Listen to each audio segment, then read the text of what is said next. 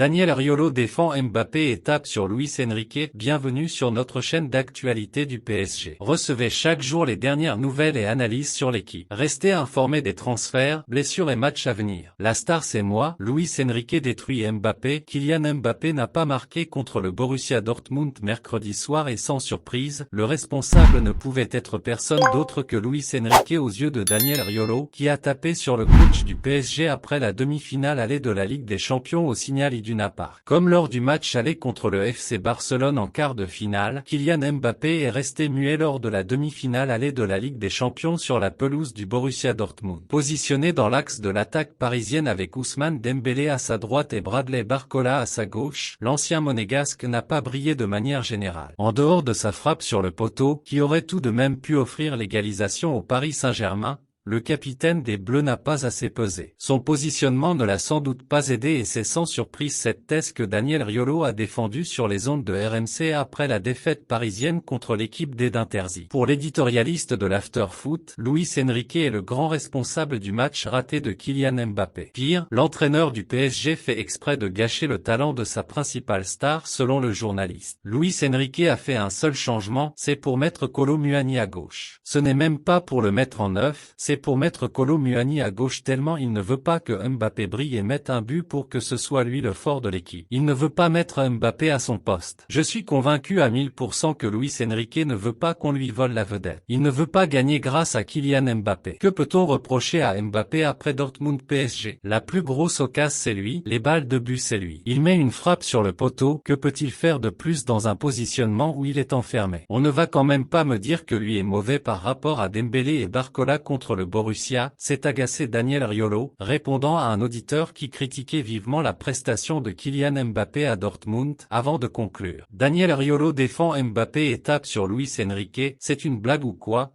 C'est le meilleur joueur offensif du PSG à Dortmund. Remballez votre haine parce que c'est insupportable, c'est lui le meilleur parisien mercredi encore, il n'y a que lui qui peut faire quelque chose. Dès qu'il ne marque pas, il n'y a plus rien. Qui est meilleur que lui? Marquinhos et Vitinha. Et les autres? Dembélé, Barcola, ils sont bons? Dembélé touche 40 ballons pour ne rien en faire, c'est incroyable, c'est offusqué Daniel Riolo, qui continue de défendre la thèse selon laquelle Luis Enrique ne fait rien pour mettre en valeur Kylian Mbappé afin que l'attaquant du PSG et de l'équipe de France ne vole pas la vedette à son entraîneur. Une théorie défendue par certains supporters parisiens, mais qui ne fait pas l'unanimité sur les réseaux sociaux.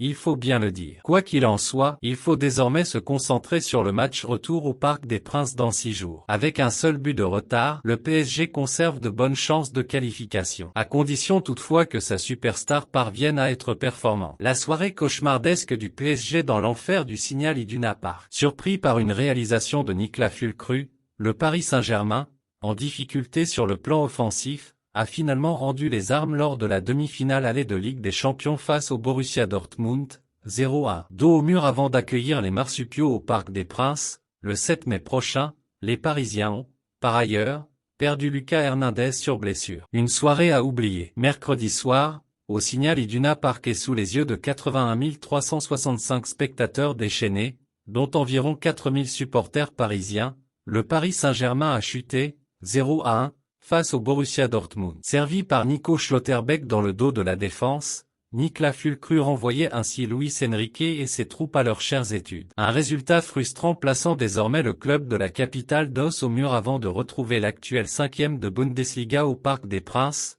mardi prochain. Inoffensifs tout au long de la première période, les Rouges et Bleus ont, par la suite, fait preuve de malchance, 2 poteaux touchés, mais pourront également remercier Marquinhos et la maladresse allemande lors des temps faibles franciliens, 59e, 60e 66, 84e. C'est le football. Beaucoup de fois, c'est merveilleux. D'autres fois, ça se passe comme ça. C'est vrai qu'on s'est créé beaucoup d'occasions et on aurait préféré être dans une meilleure situation mais il faut analyser les occasions des deux équipes. Ça a été une partie équilibrée, concédait alors Luis Enrique, toujours aussi optimiste malgré le résultat final. J'en suis sûr, que nous allons nous qualifier, note de la rédaction. Nous allons jouer à la maison avec un scénario différent. Ce sera la première fois pour nous avec le match retour à la maison, cette saison. On n'a plus rien à perdre et on va aller chercher ce résultat. L'atmosphère a été exceptionnelle, notamment de nos 3000 supporters. Le match retour sera différent. Une promesse qui devrait rassurer les supporters parisiens,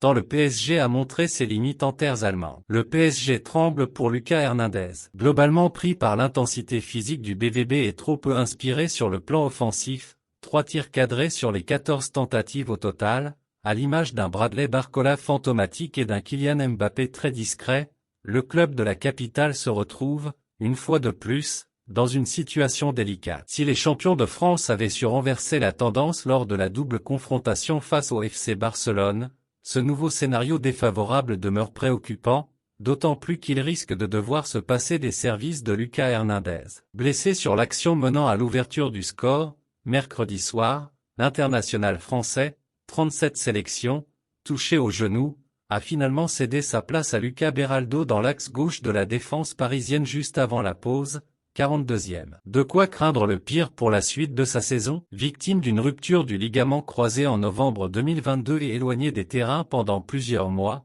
le Français de 28 ans semblait, quoi qu'il en soit, redouter une longue indisponibilité lors de sa sortie. Un certain pessimisme également partagé par Luis Enrique au micro de Canal+, aucune nouvelle sur Lucas Hernandez, ça n'a pas l'air très positif mais on va attendre l'analyse des docteurs, concédé l'Ibérique avant d'ajouter en conférence de presse, je n'ai pas d'informations. Il ne pouvait simplement plus continuer. Une blessure inquiétante, une défaite frustrante, une prestation collective décevante, un avenir européen mis en danger. Pour le Paris Saint-Germain, le voyage au Signal Iduna Park n'aura définitivement pas été une réussite mais tant qu'il y a de la vie, il y a de l'espoir. L'Europe se moque du PSG et de Kylian Mbappé, la défaite du PSG sur la pelouse du Borussia Dortmund fait beaucoup réagir chez nos voisins européens, où la prestation assez médiocre de Mbappé n'est pas passée inaperçue. Un retour sur terre, un rappel à l'ordre, un accident de parcours, une climatisation. Chacun pourra appeler la défaite du PSG en terres allemandes comme il le souhaite,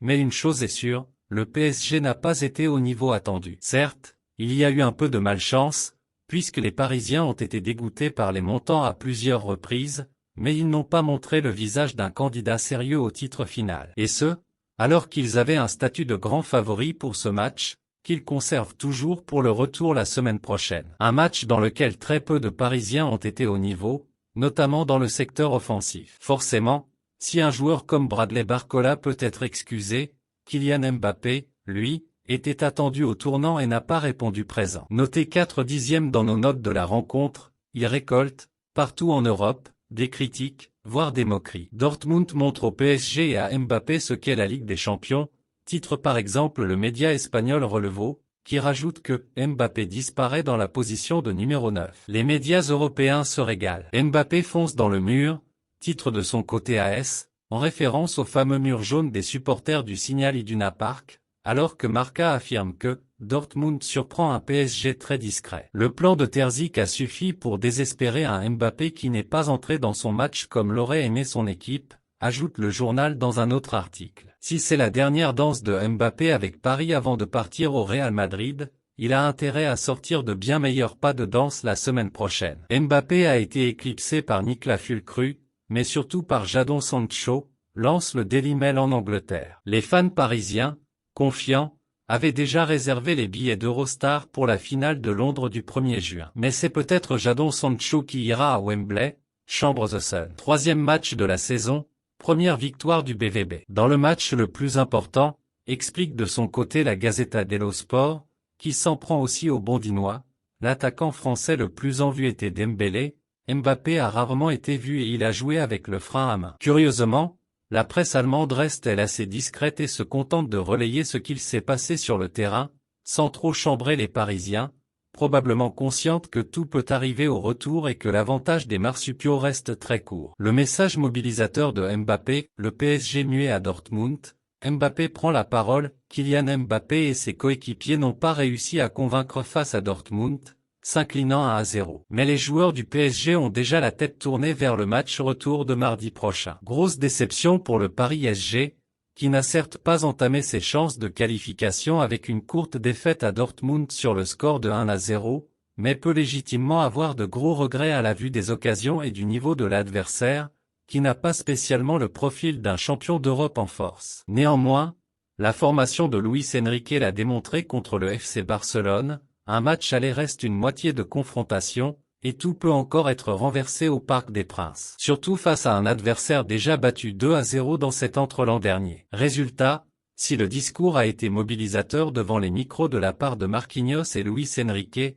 la parole est similaire pour Kylian Mbappé après la rencontre. Le message mobilisateur de Mbappé, forcément déçu de sa propre prestation et du résultat final, l'attaquant parisien a envoyé un message d'unité sur Instagram après le match. Mi-temps. Ici, c'est Paris, a fait savoir Kylian Mbappé, histoire de rappeler que rien n'était terminé, et qu'il s'agissait simplement de la moitié de cette double confrontation. Un message qui a visiblement été le mot d'ordre au sein du vestiaire du PSG, puisque d'autres joueurs ont lancé cet appel à l'optimisme et à la mobilisation en vue du match retour de mardi prochain au Parc des Princes. Il faudra toutefois associer le geste aux belles paroles, car si l'attaque parisienne reste sur ce niveau, cela va être difficile de trouver le chemin des filets allemands à plusieurs reprises. Mais pour l'heure, le renversement de situation à Barcelone et le niveau loin d'être exceptionnel de cette équipe de Dortmund ont le don de laisser de gros espoirs à Kylian Mbappé et ses coéquipiers du PSG. Al-Khelaifi a laissé filer un crack. Recruté par le Real Madrid lors du dernier mercato estival pour 20 M €,